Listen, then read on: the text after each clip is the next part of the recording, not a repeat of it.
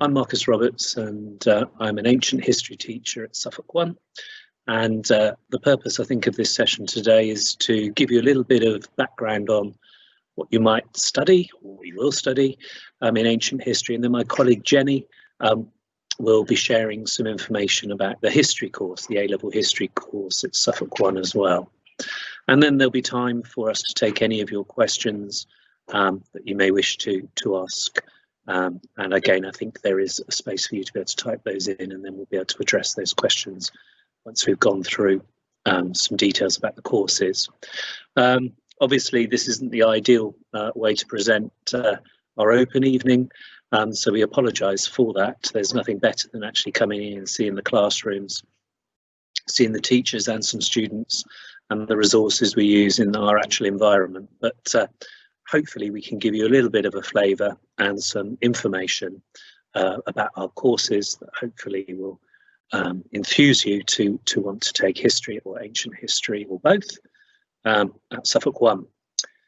Again, there's information on our website and there's materials that you can find there, and of course you can always drop us an email and we can deal with any issues you've got as well by email. But the ancient history course is 4 units, and we study the ancient Greeks and the ancient Romans, because sometimes we get students who say, oh, do we do anything on the Egyptians? No, it's ancient Greece and ancient Rome.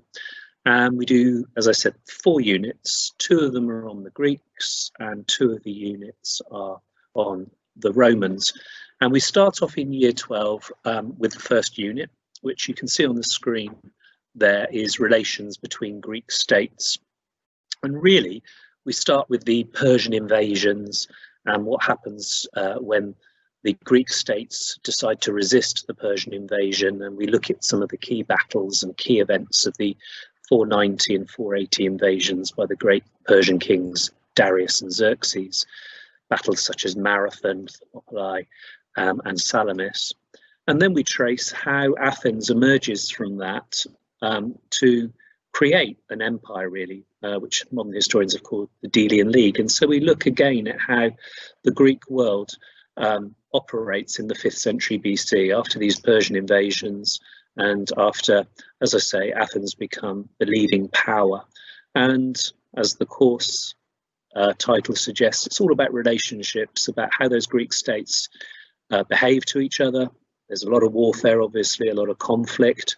And we also have to look at the relationship with Persia, because, as I say, at the start of the course, they're invading, and we see what happens as they come into contact with each other. At this point, it's worth saying that we do it all from the original sources. Our study, although we have a textbook to complement both the Greeks and the Romans, we have to use extracts and material from the original sources. So you can see there Thucydides, who's our historian of the Peloponnesian War, and Herodotus, who our year 12s have just been studying for the Persian Wars, and some archaeological sources as well. So we really do get into looking at the original sources rather than just doing everything from textbooks. And in the second part of the first year, in year 12, we move on to our first Roman module or unit, and we look at the breakdown of the late Republic.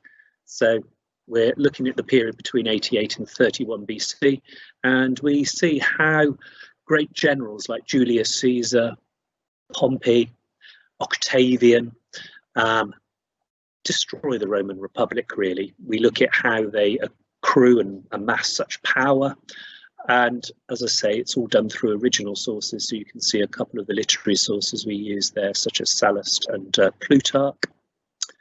And then going into year 13, we go into the third unit, which carries on with the Romans, because it actually nestles just after that period where Octavian, we carry on looking at what happens to Octavian as he becomes Augustus.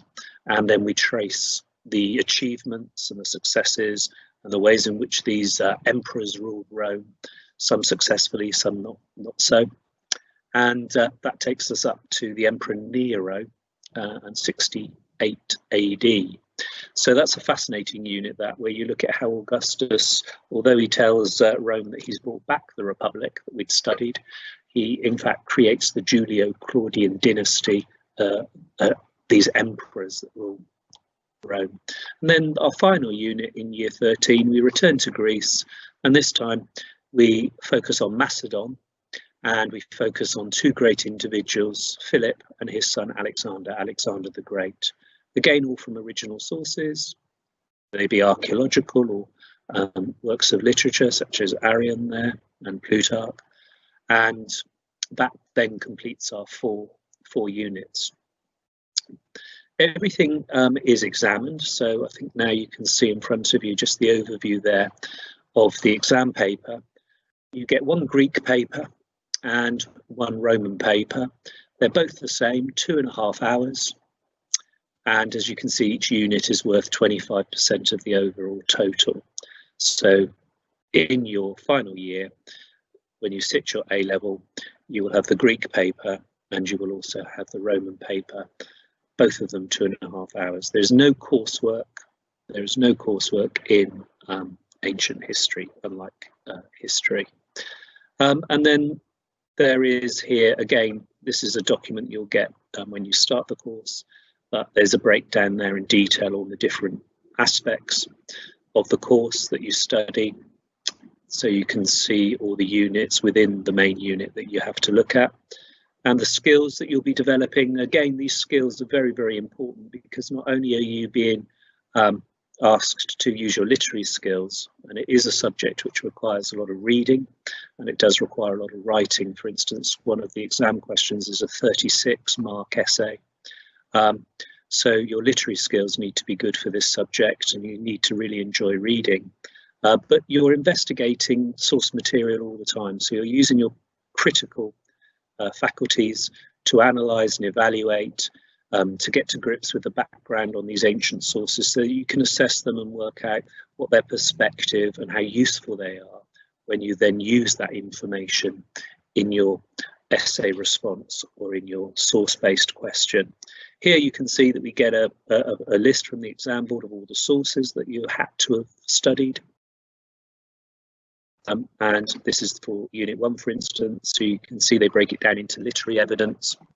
You don't have to read the whole of these ancient sources. You don't have to read all of Herodotus, for instance, but there are key sections that you can see there, for instance, key parts of each book that we have to have gone through with you so that you can use them in your exam. And as you can see, there's some archaeological evidence here for the first unit.